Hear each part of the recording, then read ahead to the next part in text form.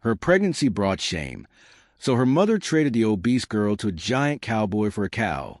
The year was 1865, and shame traveled faster than dust on the frontier. Lydia felt its weight pressing into her spine as she stood beside her mother at the trading post, the morning sun barely warm on her face. Men lingered near the steps, their voices low, cutting like knives through the cold air. Lydia knew what those murmurs meant. She had heard them for weeks, whispers that followed her like a shadow too large for her to escape. At 17, swollen in body and in secret, she had become a problem her mother wanted gone. And today, under a sky as wide and merciless as the prairie itself, that problem was about to be traded away. Wagon wheels rumbled over hard-packed earth, slow at first, then louder, heavier, shaking the air. Lydia lifted her head in time to see the giant cowboy approach. He sat high on the driver's bench, broad shoulders filling the horizon, hat wide, face carved in stone. Elias Boone. She'd heard the name once, spoken in the hushed tone men use for storms or wolves. His horses snorted as he brought the wagon to a stop, the reins coiling around his gloved hand like they feared to fall.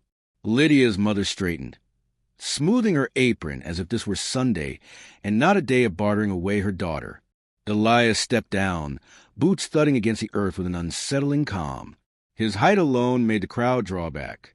Lydia had never seen a man built so large, so solid, as though the land itself had shaped him for survival. He glanced at Lydia, not lingering, not leering, but noting her with a quiet, unreadable calculation. She braced for disgust. Everyone else wore it openly, but his face gave nothing away. He folded his hands before him, waiting for her mother to speak. "She's the one," her mother said, pushing Lydia forward with a force that nearly broke her balance. As agreed, Lydia felt heat burn her cheeks. Her mother's voice carried too easily across the yard, ensuring every man at the trading post heard. They eyed her from under brims, expectations dripping from their gazes. They saw her size first, round face, thick arms, a figure not suited for the delicate vision they preferred in frontier women. They saw the shame. They did not see the bruised memory hiding behind her lowered eyelids, nor the truth that the baby inside her had not come from choice. Elias gave a slow nod. Behind him, a chestnut cow shifted inside the wagon pen, its low, mournful groan marking the price Lydia had apparently matched. She felt her throat tighten until she could barely breathe. A cow. Her life for a cow. She bit down on a sob, swallowing it like a stone. Her mother reached out and snatched Lydia's wrist, pulling her close. The nails dug in just enough to sting. "You remember this moment," she hissed softly, though the venom in her tone cut sharper than anything whispered by onlookers. "Remember what your foolishness costs." Foolishness. That was the word she used. Not attack, not violation, not the truth, just foolishness.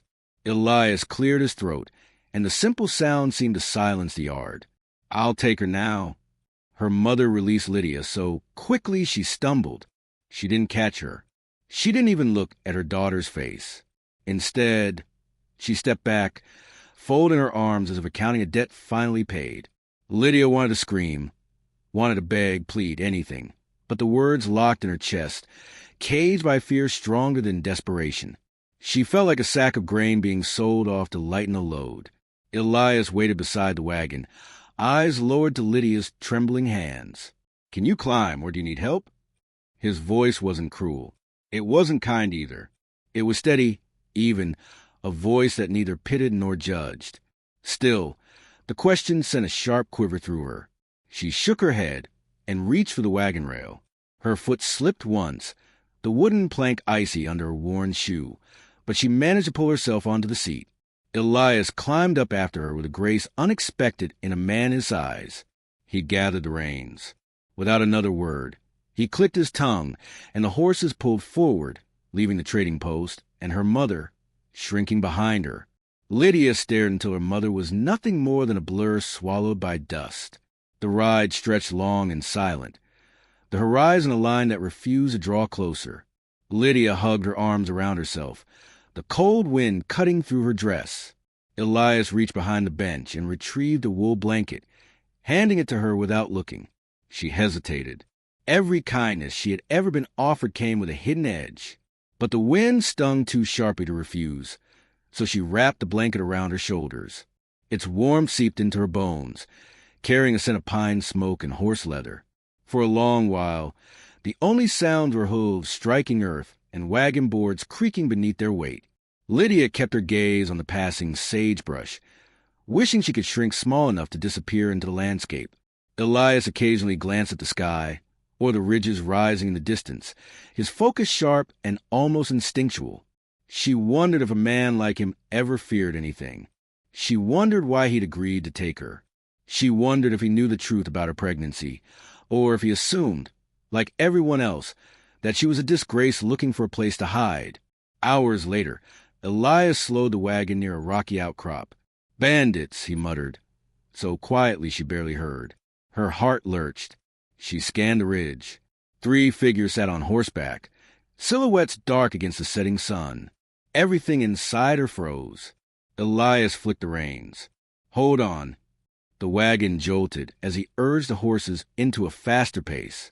The bandits stirred, their horses shifting, hooves clattering over stone. Lydia's pulse hammered against her ribs. She gripped the bench, the blanket slipping from her shoulders as the wind tore at it. Elias reached for the rifle at his side, his movement smooth, practiced. He didn't raise it, just held it in one hand, the barrel resting lightly across his knee. The bandits edged along the ridge, tracking them from above. One shouted something she couldn't make out. Elias made no reply. The wagon careened over a dip, wheels skidding in loose gravel. Dust exploded around them. Lydia ducked instinctively as a sharp crack echoed from the ridge.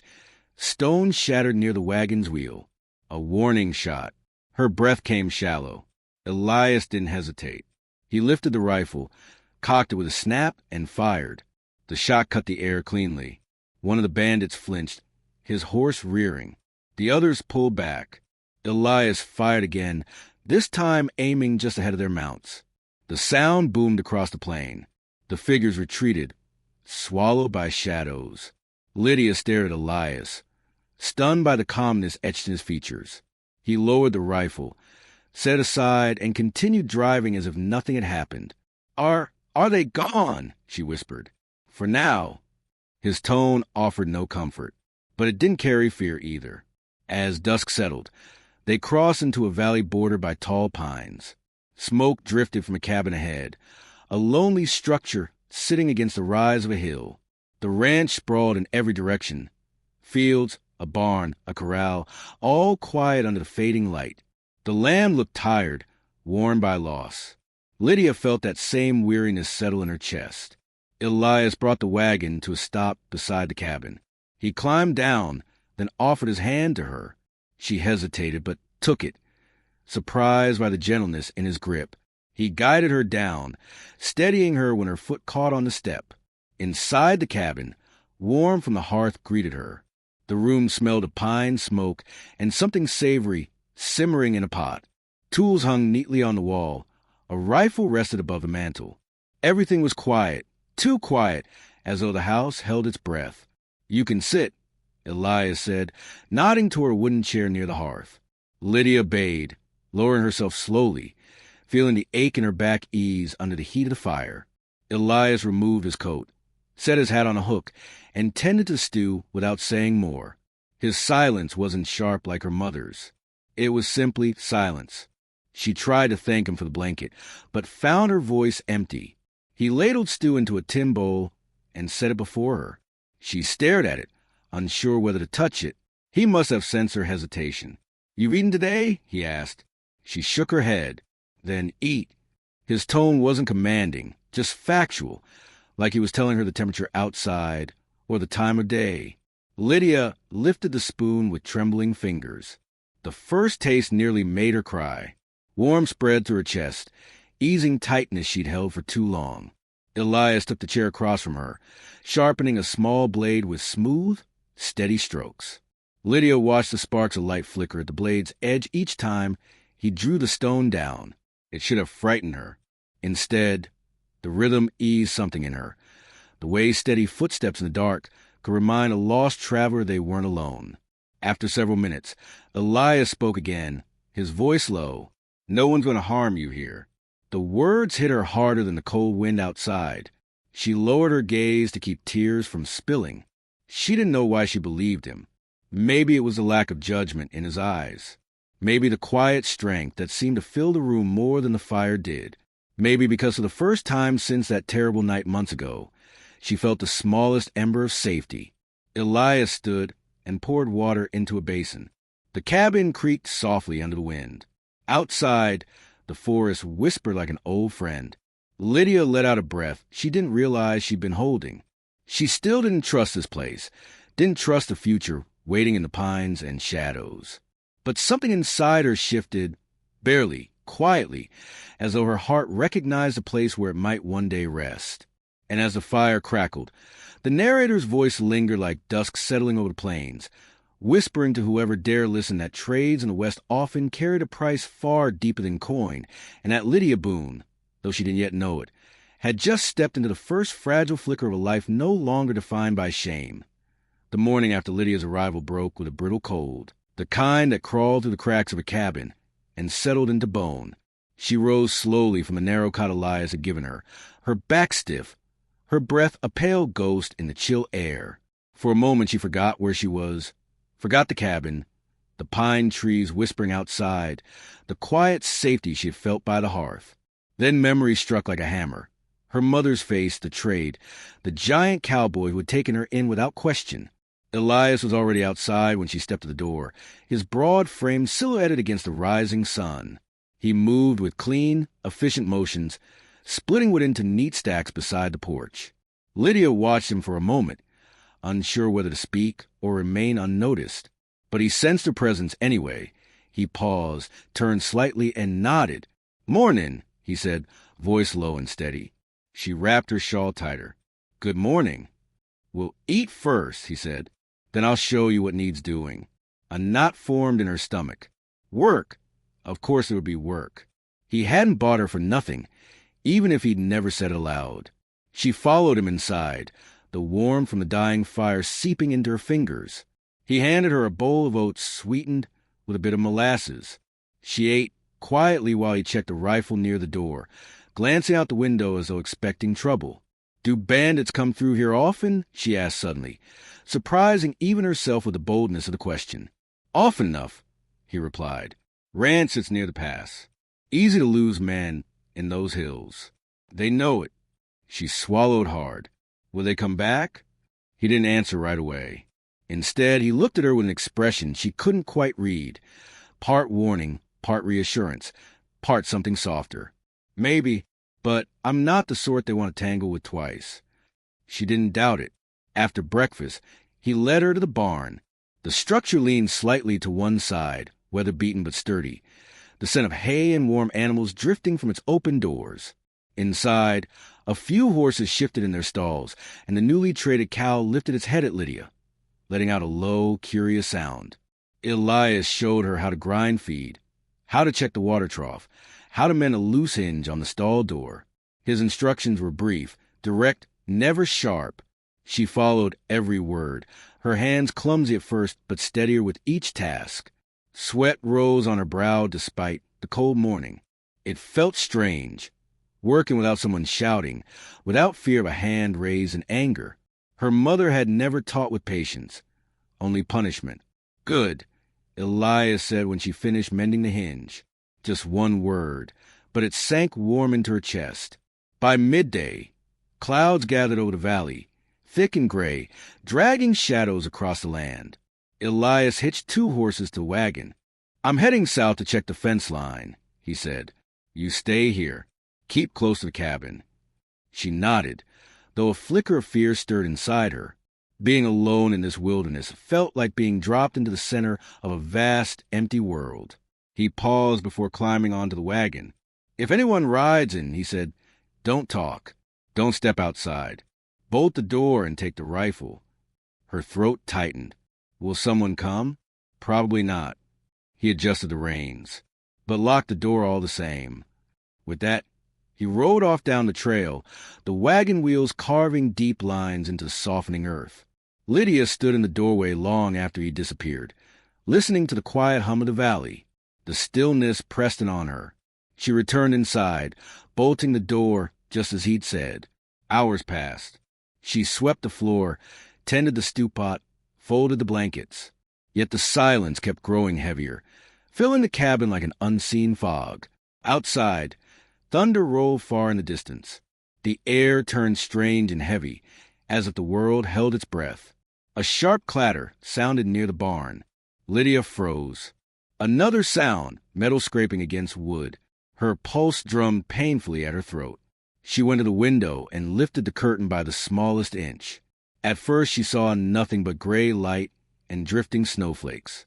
Then something moved, something large. A man, tall, wiry, wearing a battered coat and hat pulled low. He led a thin horse by the reins, limping slightly as he approached the barn. Lydia's breath hitched. His movements were tense, frantic, the way a wolf moves when cornered.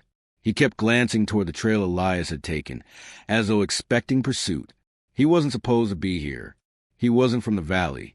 He wasn't anyone she recognized. Her fingers fumbled for the rifle. Another figure appeared behind the barn, smaller, younger, maybe 16, maybe 17. A boy. He looked just as ragged, eyes hollow from hunger or fear. The older man barked something at him, too far away for Lydia to hear through the thick cabin walls. The boy nodded quickly. Someone had brought trouble to Elias's land, and Elias wasn't here. Lydia's hands shook as she tightened her grip on the rifle. She backed away from the window, her breath quickening. The cabin seemed to shrink around her.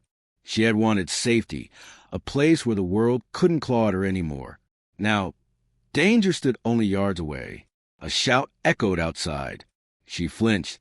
The older man stormed toward the cabin, boots kicking up dirt and snow. The boy followed hesitantly. Lydia ran to the door and pressed her back against it, clutching the rifle like a lifeline. A heavy fist slammed against the wood. "Open up!" the man shouted. His voice was harsh, desperate. "We need water and shelter. Ain't a skin twice." Lydia's heart hammered so violently she thought it might burst. The boy spoke, voice trembling. "Pa, maybe don't scare nobody. They might help us if—" "Shut up!" the man roared, striking the boy across the face so hard the crack echoed through the valley. Lydia's stomach twisted. He pounded the door again. "Open, or I break it down." She didn't move, couldn't move. The door rattled against her back as he tried to shove it open. She braced herself, teeth clenched, praying Elias would return, praying the door would hold. Then hoofbeats. Fast, hard, closing in. The pounding on the door stopped. The stranger turned. Lydia peered through the crack in the curtain just as Elias rode into the yard, rifle raised, eyes blazing with a fury she had never seen. "Step away from that cabin," he commanded, his voice carrying like thunder. The stranger froze. The boy backed toward the barn, hands lifted. Elias dismounted without taking his rifle off the man. He moved like a storm given human shape, silent, deadly, unyielding. "State your purpose." The stranger lifted his chin defiantly. "My horse went lame. Been on the run from a gang that ain't far off my trail. I need water, food, a roof for a night. Not here, you don't." Elias stepped closer, boots sinking into the snow. "This is my land. You threaten the woman inside my cabin, you forfeit any mercy." The man spat on the ground. "Didn't know there was a woman." She didn't answer. She answered by not opening. For a moment the two men stood locked in a dangerous stillness. The boy trembled behind his father, glancing between Elias and the open trail as though calculating escape. Finally, the stranger's shoulders sagged. "We'll go," he muttered. "You'll take the trail north." Elias said, "Keep riding until you can't see my hills. If you turn back, even once, I'll end you where you stand." The stranger hesitated, but Elias took one more step forward, and that was enough.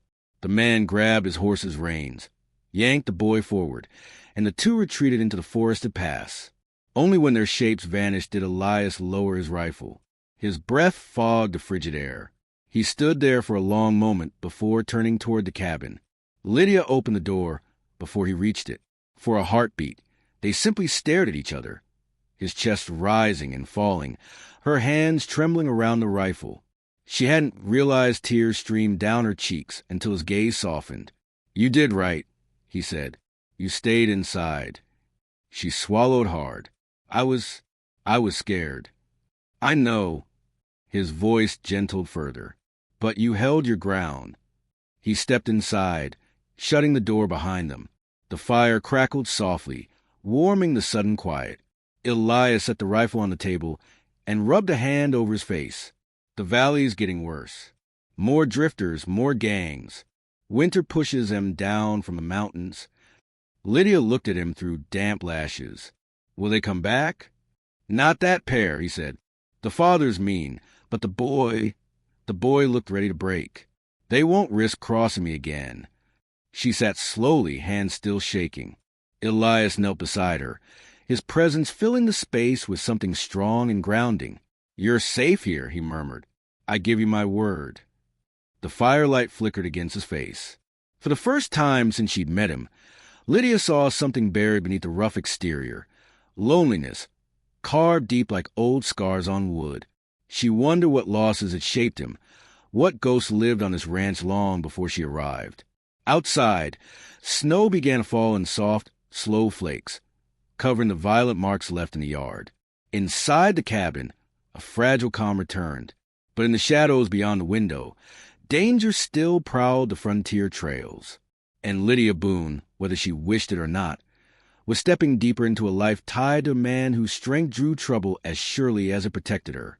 The West was sharpening its teeth, and their story was only beginning. Dawn crept over the high plains like a slow-burning fuse, staining the sky with streaks of red that looked almost like blood. Clara rose before the light fully settled, her breath heavy, her body aching from the strain of the last few days, but her resolve sharper than the frost under her boots. The world felt different now, quieter, like the land itself was holding a breath, waiting to see what she would become.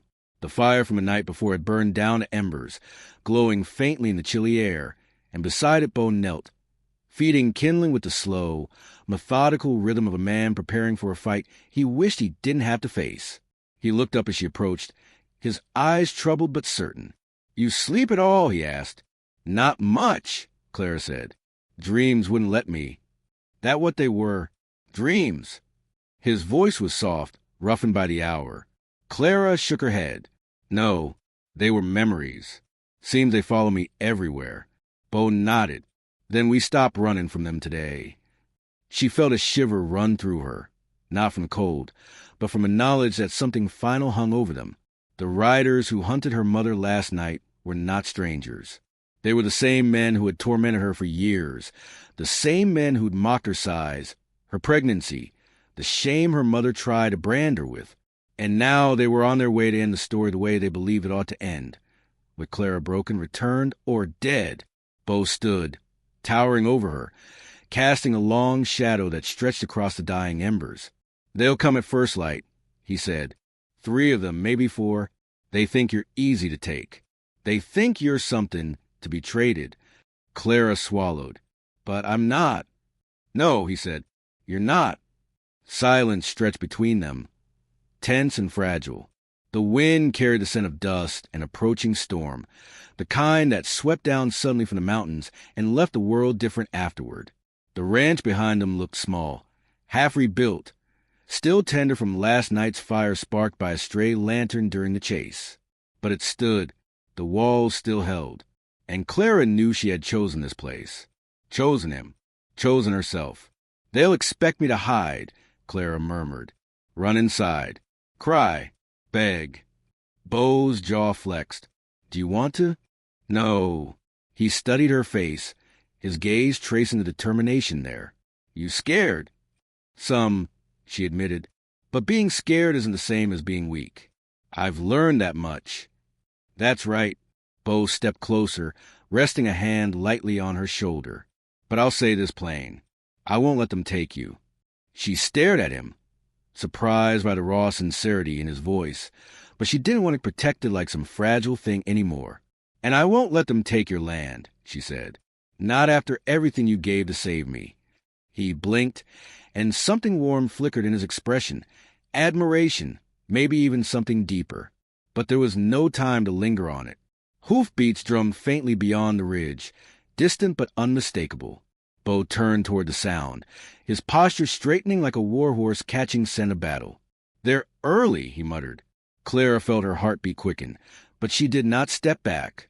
Instead, she picked up the rifle Bo had cleaned for her the night before. It felt heavy, but not impossibly so.